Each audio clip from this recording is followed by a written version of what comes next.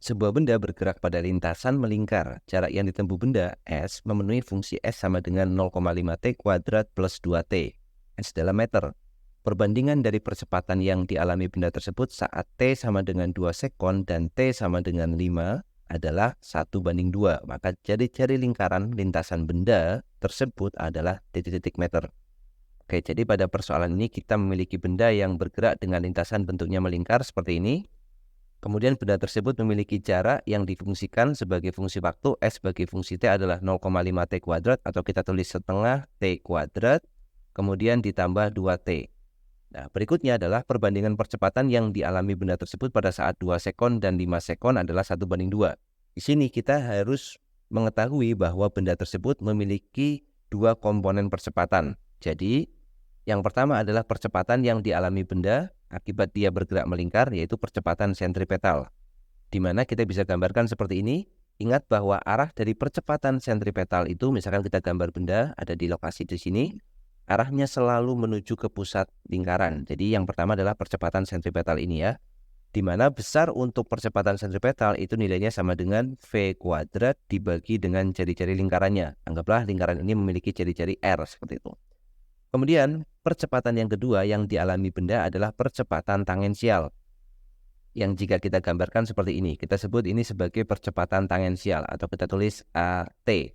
Percepatan tangensial itu selalu tegak lurus dengan percepatan sentripetal ya. Kemudian berikutnya kita akan mencari nilai dari masing-masing percepatan ini. Yang pertama percepatan sentripetal dulu sudah kita tentukan nilainya yaitu V kuadrat per R.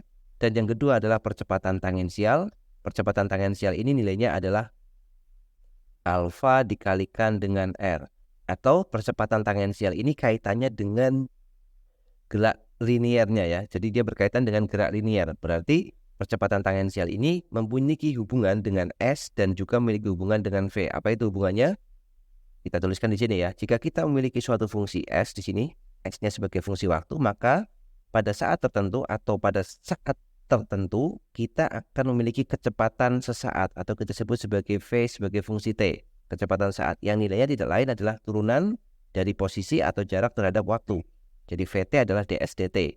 Kemudian untuk kecepatan, jika kita turunkan satu kali lagi terhadap waktu, maka kita akan memiliki nilai percepatan A sebagai fungsi T, yang tidak lain adalah dv dt. Nah, percepatan tangensial ini juga bisa kita tuliskan sebagai dv dt. Selain juga bisa kita tuliskan sebagai alfa kali R. Jadi AT itu juga akan sama dengan dv dt. Sekarang kita akan lakukan turunan yang pertama dulu untuk mencari nilai V, yaitu ds dt kita turunkan sekali. Turunan dari setengah T kuadrat adalah T, ditambah turunan dari 2T adalah 2 ya. Jadi untuk V kita memiliki fungsi T plus 2. Sedangkan untuk yang A kita turunkan lagi sekali lagi turunan V. Turunan dari T adalah 1, kemudian turunan dari 2 adalah 0. Maka A-nya adalah 1 tanpa T, artinya A di sini bebas terhadap waktu, nilainya konstan. Sekarang data kita sudah lengkap, maka kita akan mencari pada saat 2 detik.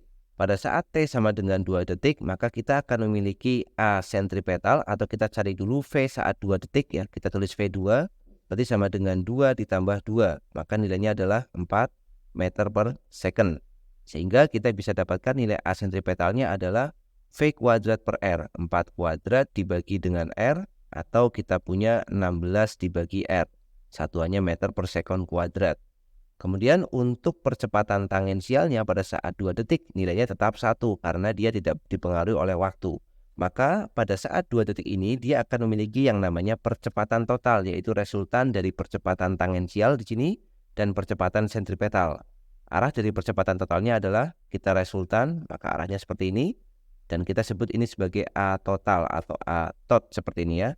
Dan nilai A totalnya itu bisa kita tuliskan sama dengan akar dari A sentripetal kuadrat ditambah dengan A tangensial kuadrat. Ini adalah persamaan untuk mencari nilai A total dari benda tersebut. Kenapa perlu kita resultan? Karena arah mereka saling tegak lurus seperti ini dan mereka memiliki benda ini memiliki dua buah percepatan. Sehingga pada saat 2 detik nilai A totalnya adalah kita tulis A2 sama dengan akar dari 16 dibagi dengan R kuadrat kemudian ditambah dengan 1 kuadrat, itu nilainya juga 1. Kemudian hal yang sama kita lakukan pada saat T sama dengan 5 detik.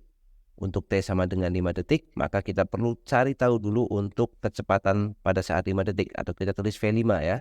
V5 berarti sama dengan 5 ditambah 2, sama dengan 7. Jadi V5-nya adalah 7 meter per second. Selanjutnya kita bisa mencari A sentripetalnya pada saat 5 detik, yaitu 7 kuadrat atau V kuadrat per R. Sama dengan 7 dikuadratkan dibagi dengan R, atau 49 per R. Ya, kita akan langsung tulis saja 7 kuadrat di sini adalah 49. Berikutnya kita mencari nilai A totalnya, atau kita sebut sebagai A5 di sini. A5 sama dengan akar dari A sentripetal kuadrat, jadi 49 dibagi dengan R dikuadratkan, ditambah dengan A tangensial kuadrat, yaitu 1 kuadrat yang nilainya 1 ya. A tangensialnya baik pada 2 sekon maupun 5 sekon nilainya sama karena dia bebas waktu, tidak dipengaruhi oleh waktu. Selanjutnya dari soal diketahui bahwa perbandingan percepatan dari benda tersebut pada saat 2 dan 5 detik adalah 1:2. Maka selanjutnya kita tinggal membandingkan. Jadi kita bandingkan ya, yang 2 dan yang 5, maka dapat adalah 1. Kita tulis dulu 1:2. 1 berbanding 2 itu sama dengan akar dari yang 2 adalah 16 dibagi dengan R dikuadratkan, ditambah dengan 1 dibanding dengan akar dari 49 dibagi dengan R dikuadratkan, ditambah dengan 1 juga ya.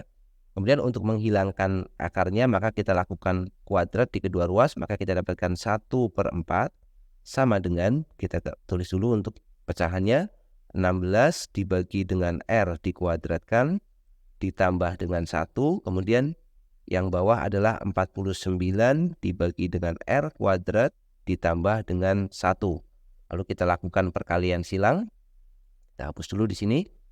Kita lakukan perkalian silang ya. Jadi 49 kalikan 1 ke sana, jadi 49 per R dikuadratkan, ditambah dengan 1.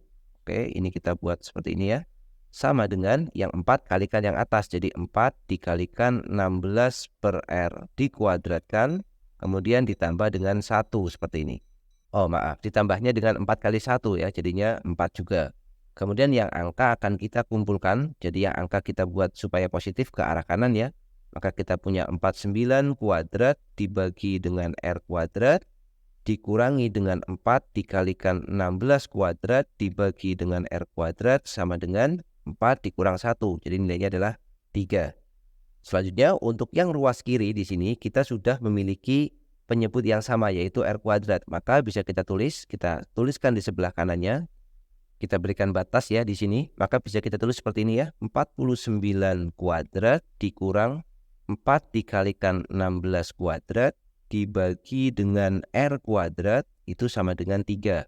Atau dengan kata lain, R kuadratnya 3-nya kita pindah ke bawah, maka kita dapatkan R kuadrat sama dengan 49 kuadrat dikurang 4 dikalikan 16 kuadrat dibagi dengan 3 ya. Kita bagi dengan 3 seperti ini. Atau jika kita mau langsung dalam bentuk R kuadratnya kita hilangkan, berarti kita memiliki yang ruas kiri harus kita akar kuadrat. Nah, kita tinggal menghitung nilai numerik dari hasil akhir ini. Maka kita dapatkan nilai R-nya akan sama dengan, kalau kita hitung kita dapat nilainya 21,42 ya. 21, 1 desimal, maka kita tuliskan 21,4 meter. Nah, ini adalah nilai dari jari-jari lingkaran lintasan benda dalam soal ini. Jadi seperti itu untuk pembahasan soal kali ini.